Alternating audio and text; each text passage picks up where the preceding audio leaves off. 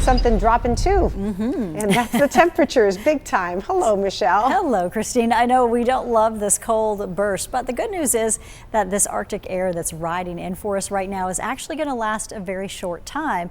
So we do have a little warm up ahead of it just to get us ready for spring. We then snap you right back to winter as we go into Sunday. So blustery conditions are out there on Sunday for the foothills, the Piedmont Triad, and in the mountains, the wind chill values could drop significantly, causing concern for hypothermia and frostbite issues, especially late day into the evening hours. But 46 on Saturday in the mountains. We see those 50s in the Triad and foothills. So next couple of days, big temperature changes each afternoon. You've got winter storm alerts too, traveling north on 77, 79 and 64. This develops for the day tomorrow, and we're looking at snow starting to move in those directions. Could see a little bit of light snow on the western slopes, but looks like a mostly dry event for us. Just a very cold one by Sunday morning. Temperatures at 30 degrees right now, 27 in Burlington. So we're going to hover in those 20s overnight and sit in the 20s early morning. Expecting a few clouds to mix in. Highs today reach 40 degrees, a morning low of 29, and we've got your average of 53 degrees this time of the year. That's our target temperature at least.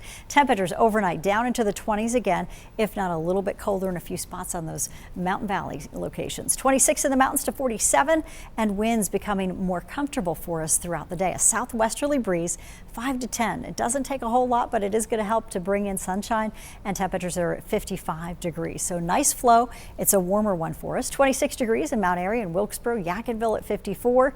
A nice day. Here's what it's looking like right now. We've got that wind speed taking temperatures above the freezing mark after about 8, 9 a.m.